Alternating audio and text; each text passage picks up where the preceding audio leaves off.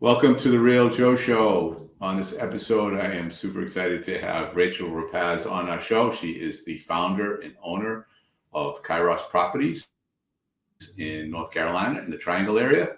Welcome, Rahel. Thanks, Joe. Thanks for having me. I'm impressed you pronounced Kairos correctly. You gave me good tutoring, so I appreciate that. So on today's show, just so you know, we're going to be talking about Rahel, how she became the owner of Kairos, why she became the owner of Kairos Properties, her goals, her mission, and you are going to really enjoy the show because we've partially spoke about this previously, and that's why she's on the show. So let's get underway. Rahel, how'd you get into, let's go back up and get into how'd you get into real estate to begin with? It's a great question. I actually, funny enough, I used to hate real estate agents. They annoyed me. They were just kind of, they talked a lot and I felt like everything was about real estate and I didn't like it. So it's funny and ironic that I'm even here for sure. But originally, my husband and I, when we were given more than we needed, we wanted to be good stewards of what we had. And so we wanted to make our money make money. And we decided to start investing. And so I became friends with lots of real estate agents, but I also promised I would never be one. But then, of course, I'm looking at that commission dollar every time. And eventually, it behooved us to go ahead and for me to get licensed. And then happenstance would have it, I had some friends, say, hey, you're licensed and you're really aggressive. I'd love for you to represent me, as an agent. And I'm like, okay, just this one time. And I kept saying that until it was much more than one time. And it ended up being a pretty substantial part of my life. So I feel like I fell into it, to be honest. It was not my. That's actually a backwards route for most people take. Yeah. A lot of realtors get involved in doing deals and helping other people and then invest. And you've done it opposite. Yeah, it is funny. I did it just because to save on commission, and now I love it. I fell in love with the process of helping people in such a pivotal moment in their life.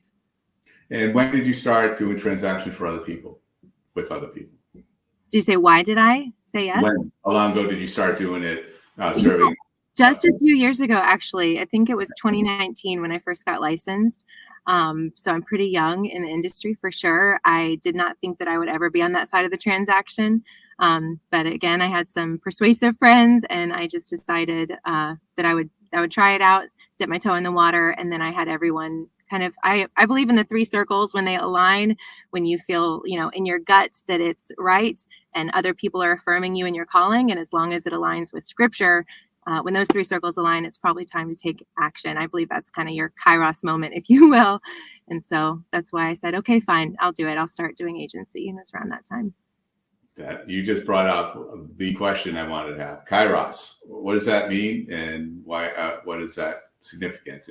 Obviously some kind of event, I guess. Yeah. It's in Greek, there's the word chronos, which is, the time that just ticks along like on a clock. And then the Kairos moment is this divinely appointed time. It's the time to take action. In scripture, it's used, in the Greek, it's used to say this is the time where God is ordaining the time.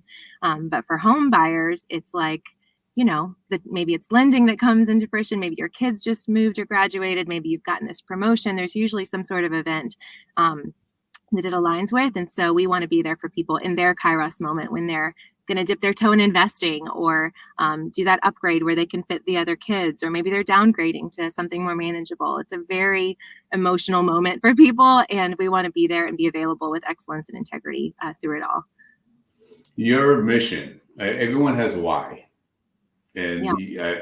I feel yours is right there on the surface, the way you're speaking. Give us an overview of that, or give us the details if you want to, of what is your why. I'd love to hear this. That's a great question. Well, to be honest, I'm not really sure what the 10-year goal is of this company in one sense.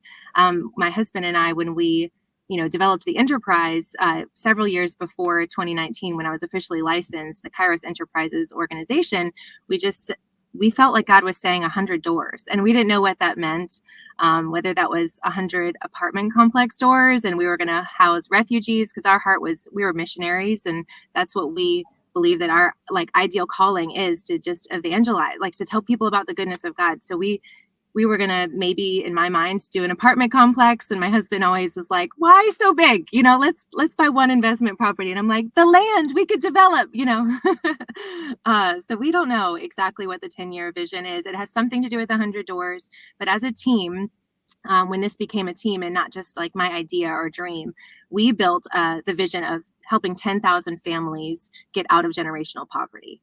So I'm not sure how those two numbers align, but it's going to be something along the lines of 10,000 lives impacted by who we are and what we are. We want to change the reputation of real estate in the process, but really serve 10,000 families and help them get out of generational poverty. So that's our goal. That's a massive calling. Yeah. It's done. What'd you say? Where do you start? Where do you start with that? Yeah.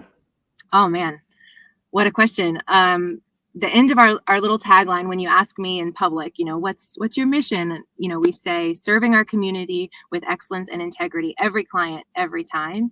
I think it just starts with one client. You have the temptation to sacrifice integrity, right? If I just cut the corners or don't tell them the whole story or exaggerate, their lending situation, I can lie to get by. But because we function as a team, we can hold one another to our values. And integrity is a very, very big one for us. And so with that one client, when that temptation comes, having your coworker be there to confront you and to challenge you to stick to your mission and your values, it keeps you on course. And I think that the team is the way to get there, is having the right team around you that will hold you to those.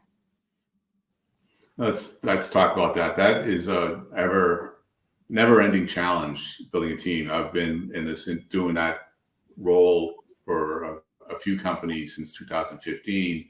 Finding the right talent is an ever challenging opportunity.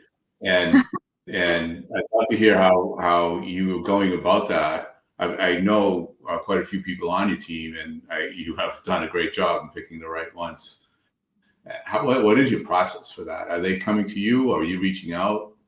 That's a great question. And I think you're giving me too much credit. I think the Lord ordains these things. I'm not trying to be falsely humble. It feels like happenstance. And that's when I know it's got to be something divine behind what's happening. But these people that are on our team have been brought in all sorts of ways. Usually it's just, I heard or I saw something. It's not like we don't have a recruiter, a great recruiter like Joe on our team or anything. Like nobody is going out and trying to poach people, because we really believe that if they're happy, they should stay where they're at. But I don't want to bring a bunch of high producers in that are going to change our culture, because our culture matters much more to me than our production. I'm going to challenge you on your statement when you said poaching. So you actually contradicted yourself. There is no such thing as poaching. What happens is when somebody leaves, and whether it's leaving the firm I'm in, whenever it was that I'm in or am now, they're leaving because we're not giving them what they need. Exactly or right. Somehow they're not seeing the value. So somebody calls one of our agents. They're not poaching. They're giving them an opportunity to move, to do something that is going to be more valuable for their life. So that's a good again, point. that if they're coming out of here, then we did something wrong, that they didn't see the value, or they just didn't engage, whatever it is. There's a gap. Right. Yeah. It's never. Now there are some companies that were at one time writing massive checks. That's poaching. Writing to bring people over, and then 2 years later the client's gone and then they move. Same reason they're moving is they don't get the value of that. They'll take the money up front, and then there's no real value behind that except for that upfront check. So I will challenge you on that. I love it. I love a challenge, and I appreciate it. and conversely, when I'm calling in, when somebody is truly, truly devoted and they're getting everything they need from their BIC, their company, whatever it is, then good for them. They're in the right spot. There's no way I would comfortably rip them away from something that's working for them. Just doesn't happen. They would never even engage. Right. So You know, that's my challenge in that. No, I love it. I think So you're exactly right, and I probably should have worded it differently. no, But yeah, no, that's perfect. I'm glad you did. I'm glad you said it that way. I love when Because that's people how we met. That's the funny part. I mean, that's so I accidentally bumped into you and I sent you a message. And as soon as I sent it, I recognized the name. I'm like, wait a minute, I know who you are. And then the conversation started and here we are. So and we were both trying to simultaneously recruit each other, I think, on that. there we go. And that happens. That's why I'm where I am right now. Yeah. Well, I love it. I so feel like when you find the place where, like you said, not only do the values align, but they're giving you the value you need. It's just, yeah, you're happy. And I think that's what I mean by I don't want to poach people. I don't want to convince someone wrongly, especially if they're not a value fit for us, or if we're not going to be able to provide what they need. Like I don't want to pull them away from where they're happy.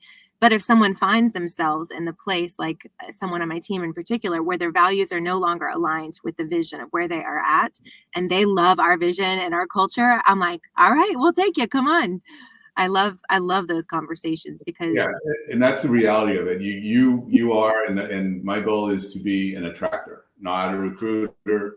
We offer what we offer, and if it's attractive to the person, or we're doing the right thing, agents are going to want to come work with us. So that's what you're all about, obviously, and that's fantastic, and it's working. Yeah, I think you're kind of touching on something really big here, where there's the difference between marketing and service. We think there's such an importance to marketing, and there's a huge value in it. But if it outweighs your service and taking care of your people, you've got the weight in the wrong spot. So it's really important to care for your people, create that culture, and do that really well. And that it becomes part of your marketing. That's, how you talk about it is, this is this amazing person on my team, and here's why we work well together, and here's what I've seen them do. And then people are drawn to that. I love your language where you say I'm an attractor. It's great. I think what you're saying too is the true value, the true marketing is in the product, is the service. And by just doing that, you're marketing yourself with the clients and their friends and family and so on and so forth. And then the true, or what people call marketing, whether it's ads or the phone calls, that's just to support all that good work you're doing. Yeah, absolutely. Absolutely. And that, when it comes to real estate agents, I think they often flip that around. And they think that by marketing and getting out there and having this front, that's what they need, when it's actually, you need the substance, you need the product behind that first. Good. Yeah, our firm utilizes, and I wonder what yours does too, but we use business by referral. It's the old famous, Buffini method, where it's really building a network of people around you that are like-minded, that believe in your values and want your service. And that's how you grow. You don't grow by, buying leads necessarily, because those people don't know you and don't trust you. You're going to need 100 leads, but you really only need one best friend to tell their friends about you. So we have found that building business by referral has really helped us honor our mission statement of putting people over profit, because we're not just thinking of people as a transaction. We're able to serve their needs and put them before our own. I've had to tell clients, this is not the time to sell right now, even though if I were to put the profit first, I'm like, sell now. But if it's better for them not to, I want to say, you should wait. Right. Yeah. And by doing that, being that honest and being that front, you probably got a multiple of transactions after that from those same people, because now they know and like you, they trust you way more than they'll trust anybody else, and they're talking about it. Yeah. So that's huge by doing the right thing all the time. You can't. That's not an a la carte. You can do the right thing only once in a while. That's so true. And I found, in everything, there's this juxtaposition of ways to approach things. You either have a scarcity mindset or you have an abundance mindset. You think there's not enough to go around, so I've got to leap on to whatever I have and hold it very tightly. But an abundance mindset, I'm a Christian, so I believe God created the earth for flourishing, not just survival. We don't just have enough. We actually have an abundance. There's enough to go around. So if we open our hand and have a more open mindset as we approach things and people. We're less sharky, we're less destructive, and we can really serve people. So you're obviously, you're obviously doing very well, and you're focused on growing wealth. Why? That's a big question. I believe, my husband and I believe that we're not wealth builders as much as we are stewards. Like everything, I mean, another business that we've owned, we've committed to being stewards for however long that is, whether that's 1 year, 5 years, or 100 years. We're just stewards. And, I think I shared a little bit of my health crisis that I had in 2022 with you, but we don't know when our last day is. We don't know when the money will be gone. We don't know when you're going to be fired, or when any of that ends. We don't know when eternity begins. And so because of that, we need to be ready every moment to do whatever the Lord calls us to, whether that's give it all away or take action and keep pursuing the dream of, building wealth, because it builds flourishing for your people. So I don't want to build companies that make a big mansion for me. I want to build careers for others and help stir up business, if that makes sense. It does. And that's, a lot of people struggle with the idea of being wealthy. Well, first, a lot of people don't think they can be. Right. And secondly, yeah. And it is not that difficult. Well, it's not. It's simple. It's simple. It's simple. Not easy. Right? I agree. It's not easy. So, and I'm not there, so I can say that. So the big thing is, a lot of people don't even want to try for that because they're a fear of the challenges that it will take, and also a lot of people don't aspire to having the riches and the mansions and all that. Yeah, if everybody were to strive to be wealthy, that could actually have the means and the wherewithal to make it happen. It doesn't necessarily mean, like you're saying, the castle. It doesn't mean the fancy lifestyle. Yeah. There's so much good that money can do. I think people lose sight of, I have the capability of doing something good if I can go out and build wealth and make money and give it back and contribute to so many more. Absolutely. I feel like this strange connection that people build of wealth and evil, because so many that are wealthy are evil, but that does not mean that one equals the other. They're correlated, but not causated. But, Jesus, I hate that I sound like a preacher right now, but Jesus always talks about money. I mean, so many times he's just like, the love of money is the root of all kinds of evil. You become greedy, you take advantage, you lie, it leads to all sorts of things, and it's dangerous, but it's just like alcohol. I'm not going to avoid alcohol just because it's dangerous. I'm going to steward it well. I'm going to drink it appropriately. I'm not going to, I don't have an addiction to gaining wealth, because I know that just leads to sadness and emptiness. It's not going to fulfill you. The reason you want wealth is because of, like you said, what it can do, not just for you, but for your loved ones, for your community. It's a pretty shallow why. I've got my amazing marketing team built these buyer, seller, and investor guides that we work with clients. And one of the first pages with my investors, because these are people that have wealth, right? I'm like, we're going to start with your why. Because if your why is to get rich, then I'm probably not the agent for you, because I'm going to help you build wealth, but that's a pretty shallow why. And I think that you have a bigger why, but I want you to find it first. Because if your why is just to get rich, there's a lot of easier things that you could do with your money. But if you really want to end generational poverty, or you want to prevent your children from having what you had when you were a child, or if you have a heart for refugees, or if your wife had cancer and now you want affordable housing for cancer patients, or, if you have a vision, I will get on board with that and I will fight for you. But if you're like, nah, I just want to get rich, I'm going to probably have different kinds of conversations with you before we even begin working together. Because I think that people think that they want money and wealth, but what they really probably want are meaningful relationships and time. And money can provide those things in some sense of it. You, at the end of your life, have $1 million in the bank, but a terminal illness that's going to end Right. the next day. You would pick the health before the money. You'd pick the relationship before the bank account. And it's not money itself that's evil. It's the love of money that's the evil part. Money can do so much good if it's worked properly.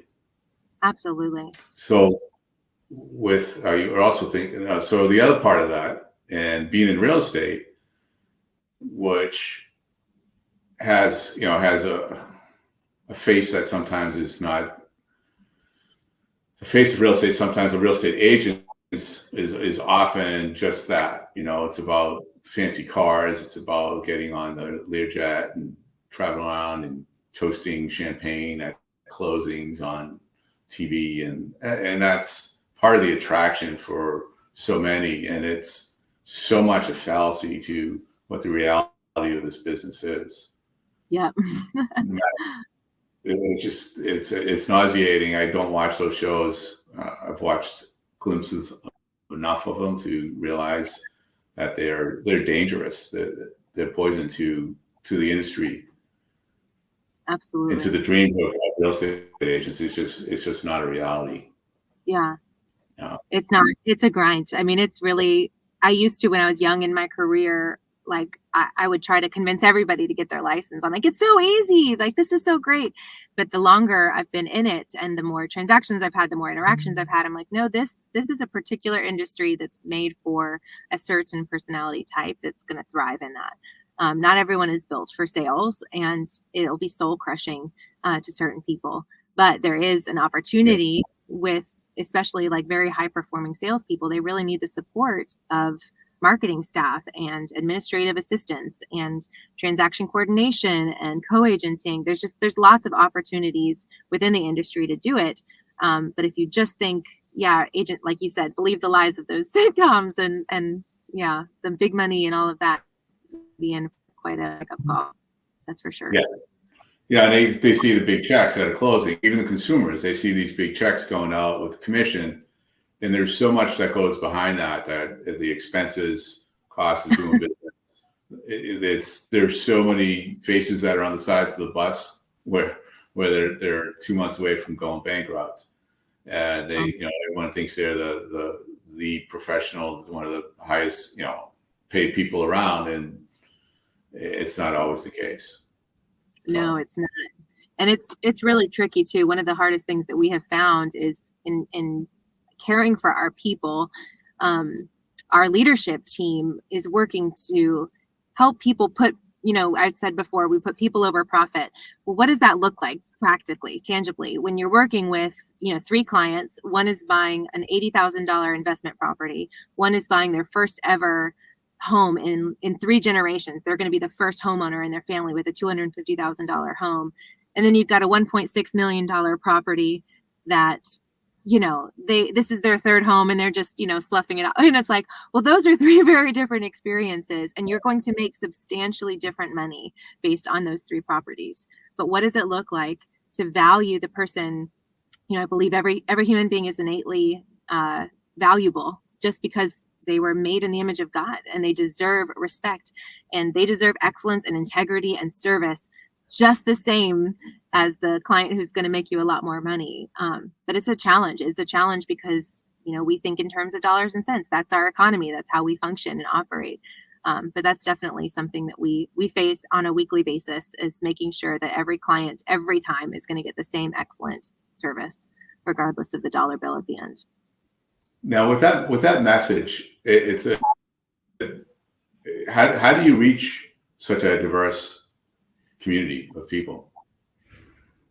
Ooh, that's a tough one. I think because we're business by referral, we're going to naturally, depending on how you live, you're going to naturally be drawn to people that are on the same socioeconomic level of you, right? A lot of times you look around and you hate how not diverse your friend group is, right? We all look the same and make the same and laugh the same. And I hate that. But one of the things that Amber and I both, she's the VP of sales, we're both very passionate about is having diversity represented in our firm.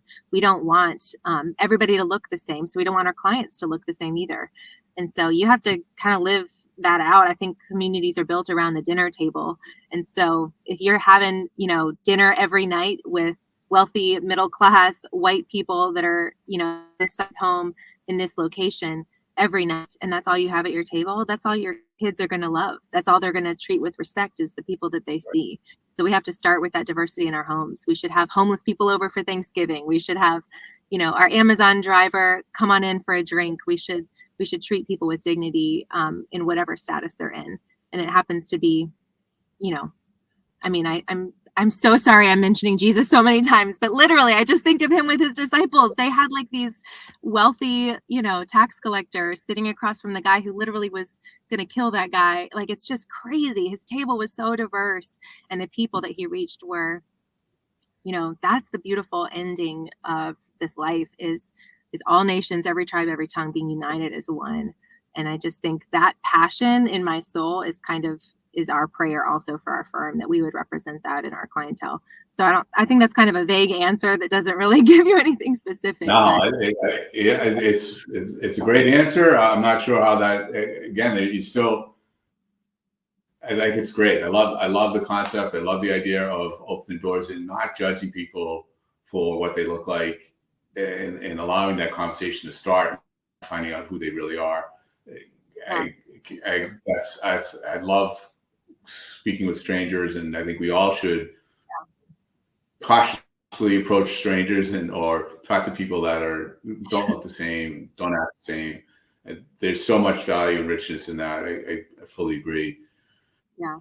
You hear that song? I'm sorry. What's that? There's a country song called Death Row, and he talks about what he learns, from the guys on death row. And he just kind of touches on that you see and you learn. One of my mentors, she's a giant. She's just amazing and a very, very successful entrepreneur. But she told me one time, she said, Rachel, you need to always, and I will make up a different name because I can't say the name of the person. But so she had, Karen will say, that was this person that was kind of not a leech, but just did not provide any tangible value to her life. And she mentored her.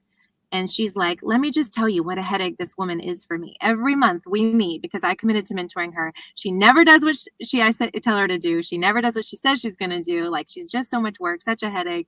She's like, but I meet with her every week. And every week, I have my little pep talk with Jesus before I get there. And then I look at her in the eyes and I remember the dignity that is in her soul. And I'm going to pour myself out for her because Jesus poured himself out for me. And I can do that even though I'm wasting my time. I'm like washing their feet with nothing in return, because that's what my Savior did for me. And that's what I want to do for others. And I love that. And I think that all the time. I'm like, am I wasting my time on someone who's not giving me something in return? Because that's entrepreneurs that are so passionate about always, okay, if I'm going to have a mission, I got to have profit. So focus on the profit. And you get this ball rolling and this vision of this, huge dream that you have that's going to happen. But you never sit across from a Karen and make eye contact with them and remember the dignity that's there. You lose sight of the very vision that God gave you or that you found in yourself in the first place. One of the things that you mentioned that you're mentioning Jesus and God a lot, which is perfectly fine and wonderful, actually. Yeah. There's also, I should say, and there's also the opportunity for those who are not deeply devoted to Jesus or your God, what you believe is your God. There are other people that have gods or don't believe at all. Yet what you're talking about is human. Yeah. It's just let's be human to each other. And there's so much richness in that. And when you're understanding where somebody else is coming from, you're not only helping them, the layers of what they're unfolding is becoming part of you and enriching your brain and your exposure to what else is out there in the world. And isn't that like the coolest thing that comes from real estate? I mean, your clients, they become your best friends. You spend so much time together, and you do have such different such different beliefs and backgrounds and ways of looking at the world, but there's not a single client that I've had that hasn't taught me something really significant. I love it. I love having people on my team that also are like, you talk about Jesus a lot. I'm like, I'm sorry. I'm sorry, but they relate to, the teaching, the same human need Yeah. for companionship and all that. And going to the relationships that you build as an agent with your clients. I was coaching with an agent who had dropped off talking to people, just kind of fell off. Things just happened in her life. And then she felt like she couldn't return back to reaching out to these people. I finally got her to start slowly getting into it and texting a few people. And this started 2 months ago, and she's been on to dinner at a couple of the houses. She's gone to coffee. She's had lunches. People are reaching back up. We as agents forget how important we are in our transactions, in these people's world, in our clients' world. We've changed their lives. We've helped change their lives, and it is so meaningful. Yeah, we feel like sometimes that it was just a transaction to them, and it is often so much more than that. Absolutely. Which is what the beautiful part of, like you were saying, of being an agent. Yeah, you touched on something so rich. I don't know if your team knows how valuable that is, like what you do for your team. That is incredible, to mentor them and to remind them, help them get rid of that head trash that's saying you're being annoying or they don't want you anymore. Because you don't know, you might have been their only friend. And when you got radio silent on them, they might be thinking and missing you. Expect the best. That's right. And reach out. They may literally, I can't tell you how many times I've called someone just to check in because my annoying VP of sales is saying, hey, you got to get your flywheel going. So I'm checking in with people that I haven't in a while. And what a blessing it is to talk to them and to hear, oh my gosh, your aunt died. I had no idea. I'm so sorry. Like, let's talk, let's get together, let's cry together. And we don't even talk about real estate 80% of the time because I'm just here to serve them, and whatever fruit comes later is fine. Non-Christian people will call it karma, or whatever. Like, it pays you back later. It's true. We're made to serve without expectation, and what comes from that is flourishing and thriving and blessing, not just financially. That's a nice perk, but also just relationally and spiritually and internally. Well, the true wealth doesn't come. I don't think the riches come unless you're in this business, unless you're honest, open, and caring, like you're saying. I love that. Yeah. Not long term, anyway. You can hit it hard and hit it fast and get out of town.